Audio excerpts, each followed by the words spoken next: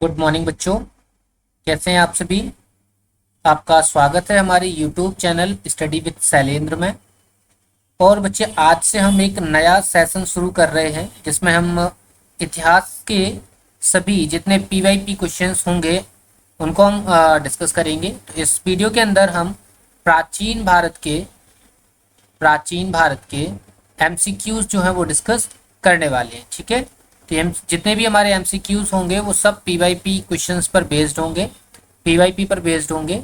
तो चलिए हम देख लेते हैं आज के हमारे इस वीडियो के अंदर प्राचीन भारत से संबंधित कौन कौन से प्रश्न इंक्लूड है। क्लियर है, ये सीरीज भी आपको लगातार मिलती रहेगी।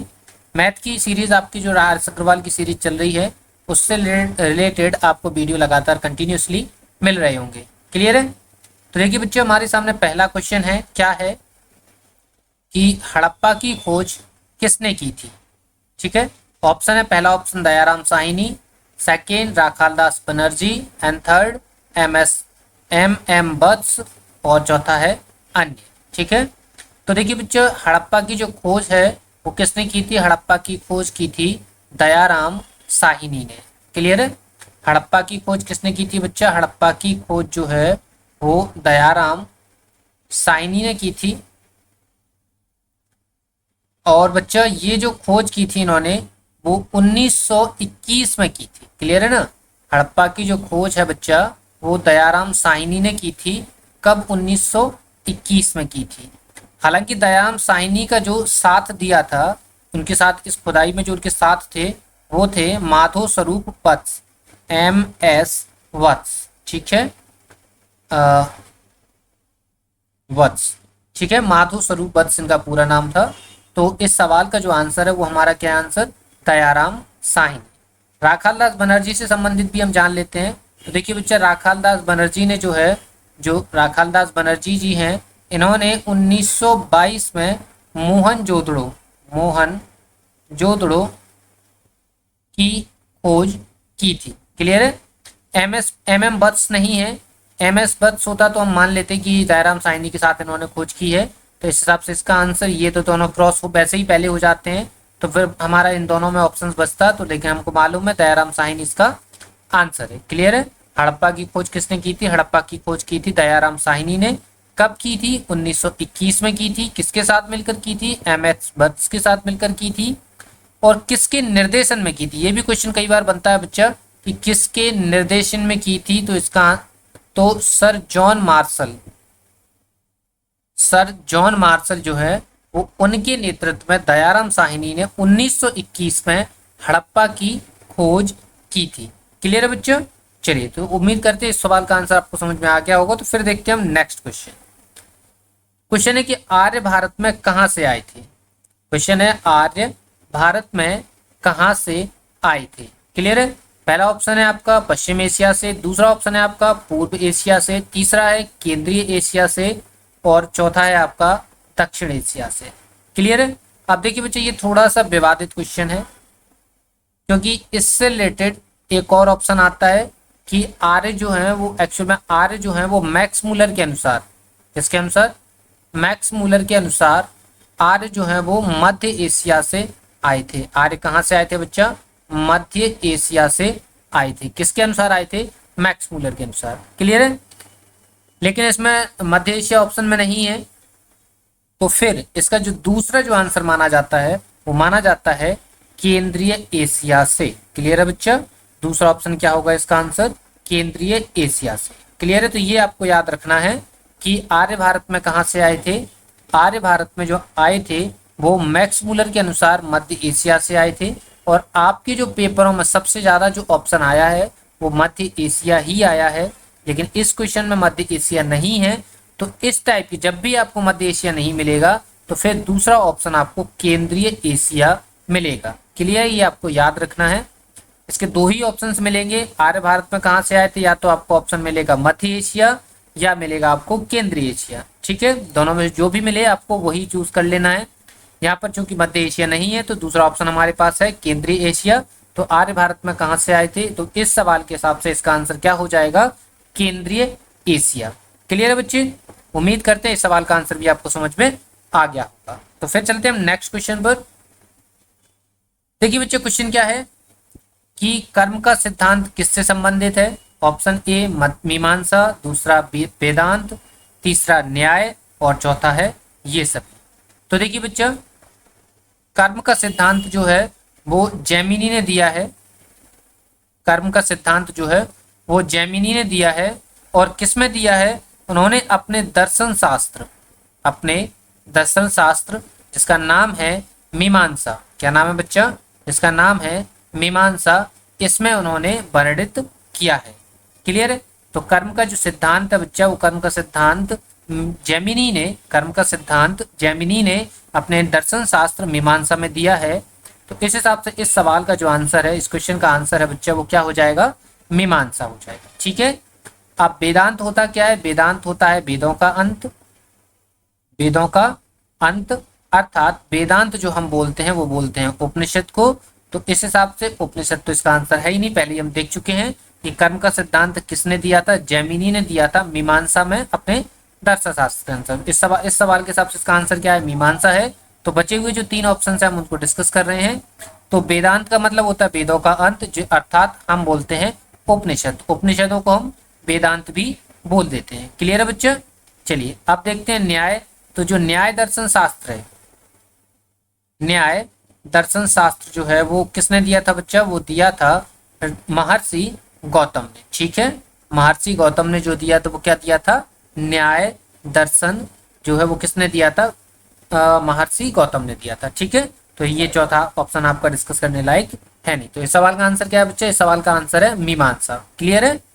तो ए इज द राइट आंसर। तो ये हमारा इस सवाल का क्या है, आंसर हो गया। क्लियर है। तो फिर चलते हैं बच्चा नेक्स्ट क्वेश्चन पर। देखिए बच्चा 4th क्वेश्चन हमारे सामने है, क्या है कि सिंधु घाटी सभ्यता के लोग पूजा करते थे। तो देखिए बच्चे, सिंधु घाटी सभ्यता के जो लोग हैं वो पशुपति की पूजा करते थे। किसकी पूजा करते थे, सिंधु घाटी सभ्यता के लोग जो है वो पशुपति की पूजा करते थे। तो इस सवाल का आंसर क्या है बच्चा, इस सवाल का आंसर ए हो गया। क्लियर है। सिंधु घाटी सभ्यता के लोग किसकी पूजा करते थे, सिंधु घाटी सभ्यता के लोग पशुपति की पूजा करते थे। क्लियर है। चले नेक्स्ट पे। ठीक है। देखिए, भारत में खोजा गया सबसे पहला शहर कौन सा था। तो देखिए बच्चा, भारत में जो सबसे पहला शहर खोजा गया, भारत के अंदर जो सबसे पहला शहर खोजा गया वो तो वैसे देखें तो रोपड़ है इसका आंसर, अगर भारत के अंदर सबसे पहले शहर की बात करें। लेकिन इसमें रोपड़ नहीं है। ठीक है। तो फिर हम दूसरे तरीके से देखते हैं कि हम उस टाइम की सोचते हैं, हम लेके चलते हैं अविभाजित भारत में। हम चलते हैं किसमें, अविभाजित भारत में। ठीक है। एक्चुअल में इस सवाल का जो आंसर है वो अविभाजित भारत से ही लेकर है, जिसमें भारत और पाकिस्तान, कौन, भारत प्लस पाकिस्तान दोनों शामिल है। ठीक है। अगर हमसे पूछा जाता कि भारत का सबसे पहला शहर कौन सा है, कब का, जब हम स्वतंत्र हो चुके थे, भारत और पाकिस्तान अलग अलग हो चुका था, तो फिर उस हिसाब से इसका आंसर रोपड़ हो जाता। लेकिन फिलहाल यहाँ पर इस सवाल के हिसाब से हम जो अगर सोचें तो भारत में खोजा गया सबसे पहला शहर जो है वो कौन सा है बच्चा, हड़प्पा। कब खोजा गया, 1921 में। किसने खोजा था, दयाराम साहिनी ने। किसने खोजा था, दयाराम साहिनी ने। दूसरा शहर कौन सा नजर आ रहा है आपको बच्चा, मोहनजोदाड़ो। किसने कब खोजा गया था, 1922 में। किसने खोजा था, राखाल दास बनर्जी। ठीक है। भारत में पंजाब को तो खोजा गया नहीं है, सिंधु को भी नहीं खोजा गया, तो कोई शहर है नहीं, सिंधु और पंजाब कोई शहर नहीं थे भारत में उस टाइम पे जब खुदाई हुई थी। तो खुदाई के टाइम पे कौन था, हड़प्पा और मोहनजोदड़ो। हड़प्पा 1921 में, मोहनजोदड़ो 1922 में। तो अब आपको नजर आ रहा होगा सबसे पहला शहर कौन सा है, सबसे पहला शहर बच्चा कौन सा है, हड़प्पा, इस सवाल के हिसाब से। ठीक है। तो देखिए बच्चे, आपको कुछ सवालों के आंसर आपको मालूम होते हुए भी आपको क्वेश्चन के हिसाब से उसका आंसर देना होता है। आप क्वेश्चन के हिसाब से आंसर नहीं देंगे तो बिल्कुल आप गलत कर देंगे। ठीक है। वैसे अगर आपसे स्वतंत्र भारत में अगर भारत का पहला शहर पूछा जाता तो आप आंसर देते रोपड़ को खोजा गया था। लेकिन भारत में खोजा गया सबसे पहला शहर, अगर इस ऑप्शन के हिसाब से, चारों ऑप्शन के हिसाब से देखें तो फिर हमारा आंसर हो जाता है हड़प्पा। हड़प्पा की खोज कब हुई थी बच्चा, 1921 में। किसने की थी बच्चा, दयाराम शाहिनी ने। मोहनजोदड़ो की खोज किसने कब की थी? 1922 में। किसने की थी? राखालदास बनर्जी ने। क्लियर है? तो चले नेक्स्ट क्वेश्चन पे। ठीक है, देखिए बच्चे, आपको हम एक प्रॉपर सीरीज भी देंगे जिसमें हम पूरा कंप्लीट हिस्ट्री भी डिस्कस करेंगे, लेकिन फिलहाल हम यहाँ पर P by P question discuss कर रहे हैं और बताने की कोशिश कर रहे हैं कि क्वेश्चन को हम कैसे अप्रोच कर सकते हैं। क्लियर है? अभी हमने प्राचीन भारत की सीरीज शुरू कर दी है, कुछ टाइम बाद हम आपको मध्यकालीन भारत की भी सीरीज देंगे और आधुनिक भारत की भी सीरीज देंगे, और मैथ की सीरीज आपकी कंटिन्यूसली चल रही है। और जैसे ही हमारे बन के सब्सक्राइबर कंप्लीट होंगे वैसे ही हम आपके लिए स्पेशल अर्थमेटिक की सीरीज भी लेकर आ जाएंगे। क्लियर है बच्चे? चले नेक्स्ट क्वेश्चन पर। क्वेश्चन नंबर 6 हमारे सामने है। क्या है? सिंधु घाटी के लोग विश्वास करते थे। तो देखिए बच्चा, सिंधु घाटी के लोग विश्वास करते थे किसमें? मात्र शक्ति। किसमें विश्वास करते थे? सिंधु घाटी सभ्यता के लोग मात्र शक्ति में विश्वास करते थे। क्लियर है? तो सवाल का आंसर क्या है बच्चा? इस सवाल का आंसर है मात्र शक्ति। क्लियर है? तो चलिए नेक्स्ट क्वेश्चन पे।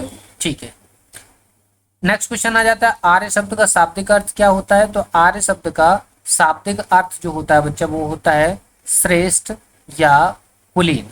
क्या होता है बच्चा?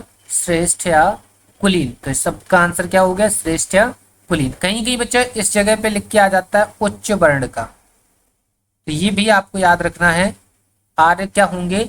आर्य श्रेष्ठ या कुलीन होंगे। अगर श्रेष्ठ या कुलीन आपको ऑप्शन में नहीं मिलेगा तो फिर अगला ऑप्शन जो मिलेगा वो मिलेगा उच्च वर्ण। क्लियर है? तो ये छोटे छोटे पॉइंट्स आपको याद रखना है। तो आर्य शब्द का शाब्दिक अर्थ क्या समझ में आया आपको? श्रेष्ठ या कुलीन। तो इस हिसाब से इसका आंसर क्या हो गया? बी जो है उसका आंसर हो गया। क्लियर है? तो चले नेक्स्ट क्वेश्चन पर। ठीक है, अब देखिए नेक्स्ट क्वेश्चन क्या है कि निम्नलिखित में से किस फसल का ज्ञान वैदिक काल के लोगों को नहीं था? तो देखिए बच्चा, वैदिक काल के लोगों को तंबाकू का ज्ञान नहीं था। भारत में जो तंबाकू लेके आए थे वो लेके आए थे पुर्तगाली। कौन लेके आए थे? पुर्तगाली। ठीक है बच्चा, तो भारत में तंबाकू कौन लेके आया था? भारत में तंबाकू लेके आए थे पुर्तगाली। तो आर्यों को, जो वैदिक काल के जो लोग थे, उनको किसका ज्ञान नहीं था? उनको तंबाकू का ज्ञान नहीं था, क्योंकि वैदिक काल आते आते वैदिक काल में हमने कृषि शुरू कर दी थी। तो कृषि में हमने जौ बोना प्रारंभ कर दिया था, हमने गेहूं बोना प्रारंभ कर दिया था, हमने चावल, जैसे हमने ब्रही बोला है, इसको भी हमने बोना शुरू कर दिया था, और हमने पशुपालन करना भी शुरू कर दिया था। ठीक है, तो वैदिक काल के अंदर हमने कृषि करना शुरू कर दिया था, जिसमें जौ, गेहूं, चावल, ये सारी चीजें बोना शुरू कर दी थी। पशुपालन भी हमने शुरू कर दिया था। ठीक है, लेकिन तंबाकू का हमको वैदिक काल के दौरान कोई भी ज्ञान नहीं था। तो वैदिक तंबाकू कब आई भारत में? तो वैदिक काल तंबाकू कब आई? तंबाकू आई है पुर्तगाली लेकर आए हैं, मतलब आधुनिक काल के दौरान तंबाकू को पहली बार इंट्रोड्यूस किया गया भारत के अंदर। ठीक है, पुर्तगाली भारत लेकर आए थे। उस जब ये लेकर आए थे भारत में किसका शासन था? भारत में शासन था जहांगीर का। ठीक है, ये छोटे छोटे पॉइंट्स आप याद रख सकते हैं। तो इस सवाल का आंसर क्या है बच्चा? इस सवाल का आंसर सी जो है वो इस सवाल का आंसर हो जाएगा। C is the right answer. Clear है? चले नेक्स्ट क्वेश्चन पर। ठीक है, क्वेश्चन नंबर 9, वैदिक गणित का महत्वपूर्ण अंग है। तो देखिए बच्चा, वैदिक गणित जो है वो किसके अंदर है? सुलभ सूत्र के अंदर है। ठीक है, वैदिक गणित जो है वो किसके अंदर है बच्चा? सुलभ सूत्र के अंदर है। अगर कभी कभी ये भी क्वेश्चन पूछा जाता है कि ये किस सब्जेक्ट से संबंधित है, तो किस सब्जेक्ट से संबंधित नजर आ रहा है? ये एक तो नजर आ रहा है गणित से। अगर गणित नहीं मिलेगा तो फिर मिलेगा आपको क्या? ज्योमेट्री। किससे? मतलब ज्यामिति से संबंधित जो विषय है वो क्या है आपका? सुलभ सूत्र है। क्लियर है?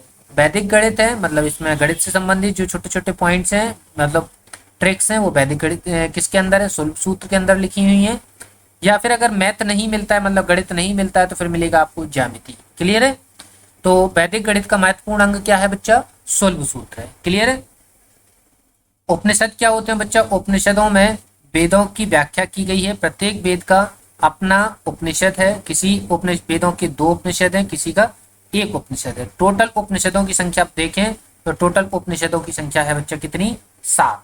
क्लियर है? कितनी है उपनिषदों की संख्या बच्चा? उपनिषदों की संख्या है 7। अथर्ववेद की बात करें तो अथर्ववेद बच्चा सबसे नया वेद है, सबसे नया वेद है। 4 नंबर का वेद है। टोटल 4 वेद हैं। 4 वेद कौन कौन से हैं? एक आपका ऋग्वेद है, 1 मिनट पेन चेंज कर लेते हैं। एक आपका ऋग्वेद है, दूसरा जो है वो सामवेद है, तीसरा यजुर्वेद है और चौथा अथर्ववेद है। ठीक है, सबसे नया वेद है आपका। तो उपनिषद क्या है? जिसमें वेदों की व्याख्या की गई है। वेदों की व्याख्या करने वाले जो है उपनिषद है। उपनिषदों की संख्या कितनी है? 7। प्रत्येक वेद के अपने कुछ एक या दो एक है, किसी वेद के एक उपनिषद है, किसी वेद का 2 उपनिषद है। तो ऐसे करके टोटल 7 उपनिषद है। अथर्ववेद सबसे नया वेद है। शुल्ब सूत्र के अंदर क्या है? वैदिक गणित को बताया गया है। तो इस हिसाब से सवाल का आंसर बच्चा क्या है? सी है। अगर हम शतपथ ब्राह्मण की बात करें तो शतपथ ब्राह्मण बच्चा एक उपनिषद है। क्या है बच्चा? एक उपनिषद है। क्लियर है? तो हमने चारों ऑप्शंस आपको डिस्कस किया आपके साथ, इसका आंसर भी बताया। तो इस सवाल का आंसर क्या है बच्चा? इस सवाल का आंसर है शुल्ब सूत्र। क्लियर है? चले नेक्स्ट क्वेश्चन पर। ठीक है, देखिए बच्चे नेक्स्ट क्वेश्चन हमारे सामने है। क्या है नेक्स्ट क्वेश्चन? किस वेद में प्राचीन वैदिक युग की संस्कृति के बारे में सूचना दी गई है? क्या है क्वेश्चन? किस वेद में प्राचीन वैदिक युग की संस्कृति के बारे में सूचना दी गई है? तो इस सवाल का आंसर बच्चा क्या है? इस सवाल का आंसर है ऋग्वेद। तो ऋग्वेद में जो है वो बच्चा क्या है? वैदिक युग की संस्कृति के बारे में बताया गया है। बात अगर सामवेद की आती है बच्चे, तो सामवेद एक ऐसा वेद है जिसमें संगीत का वर्णन किया गया है। ठीक है, जिसमें क्या? संगीत का वर्णन किया गया है। अगर हम अथर्ववेद की बात करें तो इसमें जादू टोना आयुर्वेद, ठीक है, आयुर्वेद, कर्मकांड, ठीक है, जो जादू टोना वगैरह चीजें हैं, ये सारी चीजें अथर्ववेद के अंदर बताई गई है। क्लियर है? तो इस सवाल का आंसर बच्चे क्या है? इस सवाल का आंसर है आपका ऋग्वेद। क्लियर है? तो चलते हैं हम नेक्स्ट क्वेश्चन पर। देखिए बच्चा, क्वेश्चन है बड़ा आसान सा क्वेश्चन है। वेदों की संख्या कितनी है? वेदों की संख्या कितनी है बच्चा? 4 है, जस्ट अभी बताया था। पहला वेद आपका कौन सा है? ऋग्वेद है। दूसरा वेद बच्चा कौन सा है आपका? सामवेद है। तीसरा वेद बच्चा कौन सा है आपका? यजुर्वेद है। चौथा वेद कौन सा बच्चा आपका? अथर्ववेद है। ठीक है, ये चारों के चारों वेद हैं। ऋग्वेद, सामवेद, यजुर्वेद और अथर्ववेद। इस प्रकार से वेदों की संख्या कितनी हो जाती है बच्चा? वेदों की संख्या हो जाती है 4। क्लियर है? तो इस सवाल का आंसर आपको समझ में आ गया होगा। तो फिर चलते हैं हम नेक्स्ट क्वेश्चन पर। क्वेश्चन नंबर 12 हमारे सामने है। क्या है कि ऋग्वैदिक आर्यों का मुख्य व्यवसाय क्या था? ऋग्वैदिक आर्यों का मुख्य व्यवसाय क्या था? तो देखिए बच्चा, ऋग्वैदिक आर्यों का मुख्य व्यवसाय जो था वो पशुपालन था। लेकिन कई बच्चे जो हैं वो कृषि को टिक कर देते हैं, लेकिन कृषि आपको टिक नहीं करना है। व्यवसाय तो ये तो ऑप्शन है ही नहीं। शिक्षा का भी उस टाइम पे व्यवसाय थी ही नहीं। तो ऑप्शन आपके पास 2 ही बचते हैं। ठीक है, देखो ऑप्शन इसके कैसे, ऋग्वैदिक आर्यों का मुख्य व्यवसाय पूछा है तो ये तो ऑप्शन हो ही नहीं सकता। शिक्षा उस समय पे व्यवसाय का साधन नहीं था। अब बचे आपके पास पशुपालन और कृषि। तो आपको याद रखना है कि ऋग्वैदिक आर्यों का मुख्य व्यवसाय जो था वो क्या था? कृषि था, सॉरी पशुपालन था। ऋग्वैदिक आर्यों का मुख्य व्यवसाय क्या था? पशुपालन था। यहाँ पर देखो एक नोट डाल के लिख लीजिए। आप जानते हैं कि वैदिक सभ्यता 2 भागों में बटी हुई है। एक भाग कौन सा है आपका? ऋग्वैदिक काल। दूसरा बच्चा कौन सा है आपका? वो है आपका उत्तर वैदिक काल। ठीक है, उत्तर वैदिक काल। तो बच्चा जब भी यहाँ पर ध्यान से पढ़िए, यहाँ पर पूछा क्या है आपसे? यहाँ पर पूछा वैदिक आर्यों का मुख्य व्यवसाय। तो ऋग्वैदिक आर्यों का मुख्य व्यवसाय मतलब किस में आएगा? ऋग्वैदिक काल में आएगा। तो ऋग्वैदिक काल में हम सिर्फ पशुपालन कर रहे थे, ना कि कृषि कर रहे थे। लेकिन जब उत्तर वैदिक काल आया, उत्तर वैदिक काल आते आते हमने खोज कर ली थी लोहे की। कब? 800 BC में। तो हम यहाँ से मुख्य व्यवसाय के रूप में कृषि को देखने लग गए थे। तो आपको समझ में आया कि कृषि कब आपको ऑप्शन में लगाना है और पशुपालन आपको ऑप्शन में कब लगाना है। तो वैदिक सभ्यता के 2 भाग हैं, ऋग्वैदिक काल और उत्तर वैदिक काल। क्योंकि हमसे यहाँ पर ऋग्वैदिक काल का पूछा है, तो ऋग्वैदिक काल में हम कृषि को उतना ज्यादा महत्व नहीं देते थे, क्योंकि हमारे पास कृषि करने के लिए उतने औजार मौजूद नहीं थे, इसलिए हम पशुपालन को मुख्य व्यवसाय के रूप में देखते थे।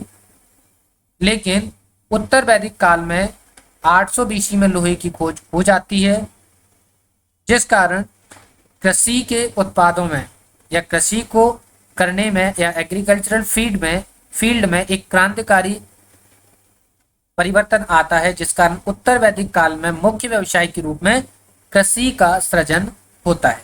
तो इस सवाल का आंसर क्या है बच्चा? इस सवाल का आंसर पशुपालन है। आप कृषि बिल्कुल भी नहीं लगाएंगे। आपको समझ में आया कृषि कब लगाना है और पशुपालन आपको ऑप्शन में कब लगाना है। क्लियर है? तो फिर चलते हैं हम नेक्स्ट क्वेश्चन पर। देखिए बच्चा, क्वेश्चन क्या है? भारतीय संगीत का आदि ग्रंथ किसे कहा जाता है?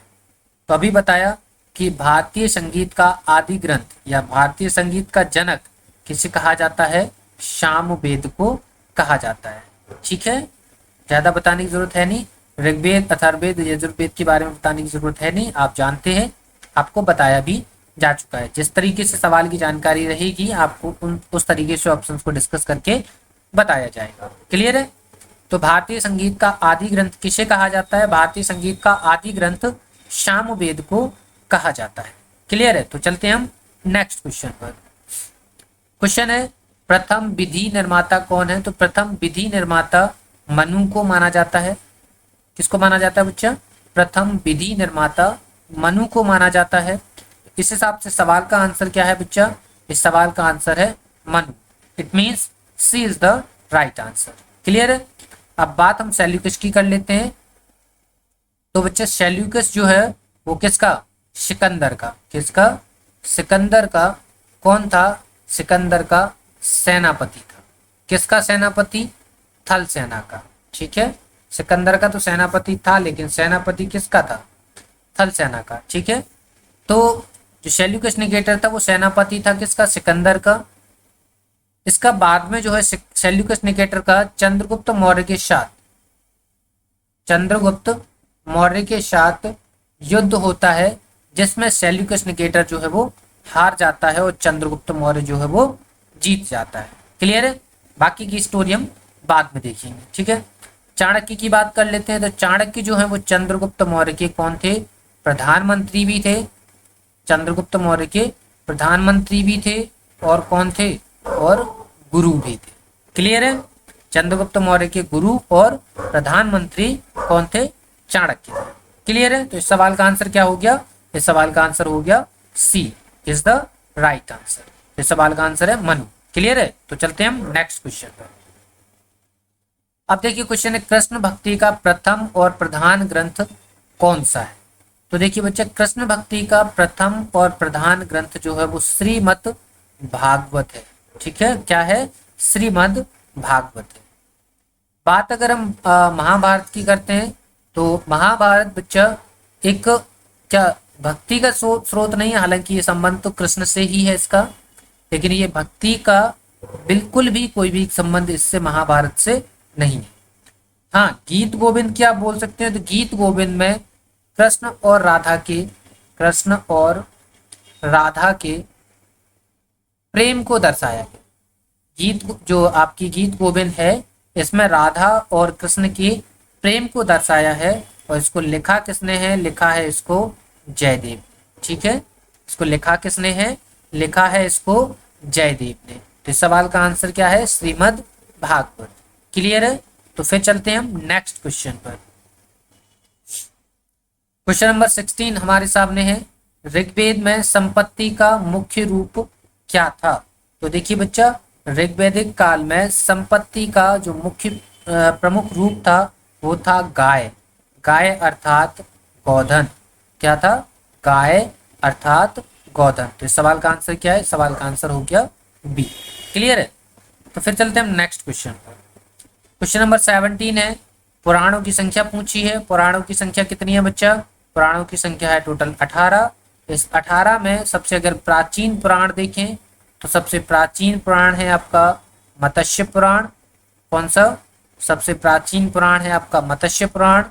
और सबसे नया पुराण देखें तो सबसे नया पुराण है विष्णु पुराण। ठीक है, कौन सा है बच्चा? विष्णु पुराण। क्लियर है ना? सबसे प्राचीन पुराण कौन सा है? मत्स्य पुराण। और सबसे नया पुराण कौन सा है आपका? विष्णु पुराण है। क्लियर है? तो उम्मीद करते हैं ये क्वेश्चन भी आपको समझ में आ गया होगा। तो फिर चलते हैं हम नेक्स्ट क्वेश्चन पर। नेक्स्ट क्वेश्चन देखिए, वैदिक धर्म का मुख्य लक्षण इसमें से किसकी उपासना था? ठीक है, तो वैदिक धर्म का मुख्य लक्षण इसमें से किसकी उपासना था? तो वैदिक धर्म के जो लोग हैं वो प्रकृति की पूजा करते थे। वैदिक धर्म के जो लोग थे वो किसकी पूजा करते थे बच्चा? प्रकृति की पूजा करते थे। अगर हम पशुपति की बात करें तो ये किस में चला जाता है?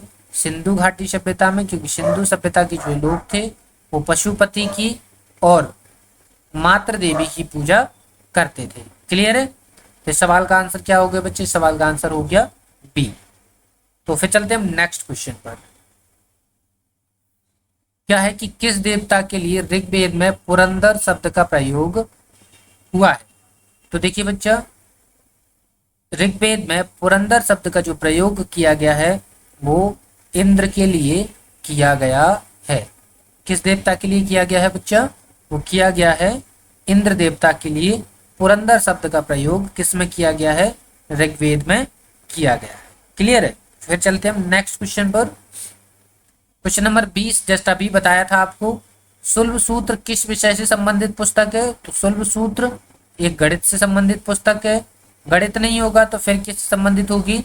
ज्यामिति से संबंधित होगी। तो यहाँ पर आंसर क्या हो जाएगा आपका? ज्यामिति is the right answer. Clear है? अभी बताया था आपको, याद भी होगा।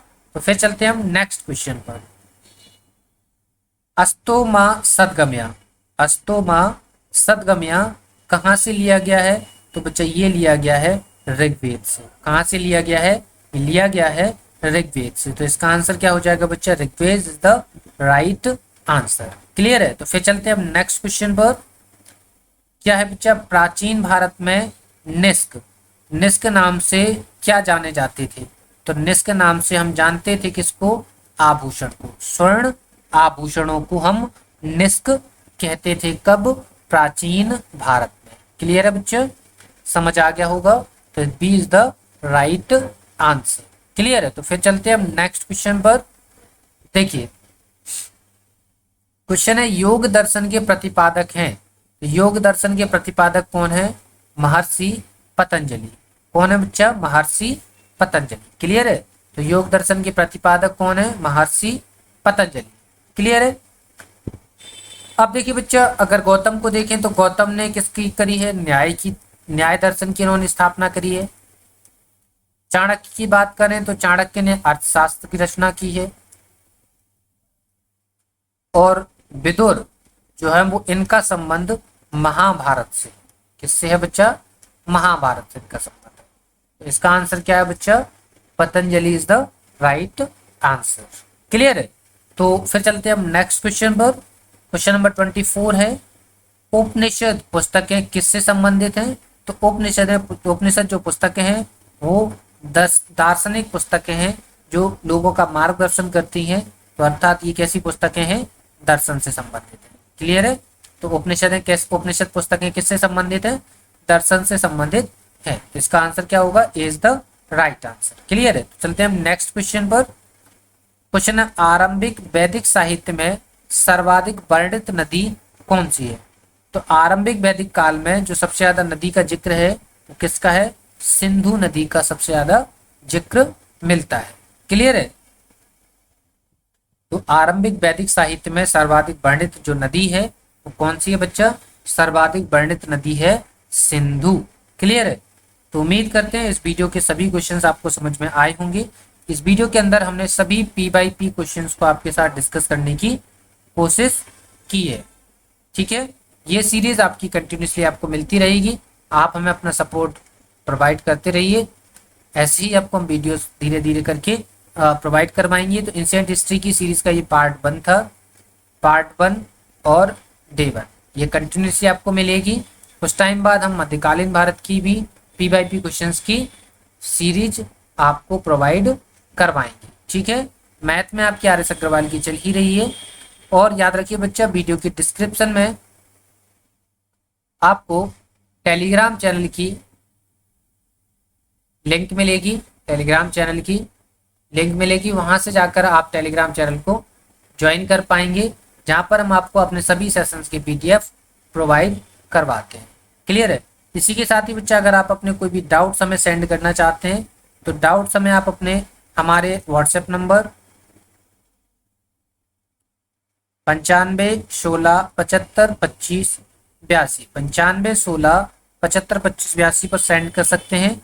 इसके अलावा आप हमारी मेल आईडी पर भी अपने डाउट्स भेज सकते हैं। हमारी मेल आईडी है nsp1996@gmail.com। ठीक है बच्चा, इस आईडी पर आप अपने डाउट्स हमें सेंड कर सकते हैं। हम आपके सभी डाउट्स को बाय वीडियो से रिजॉल्व करने की कोशिश करेंगे। क्लियर है बच्चा।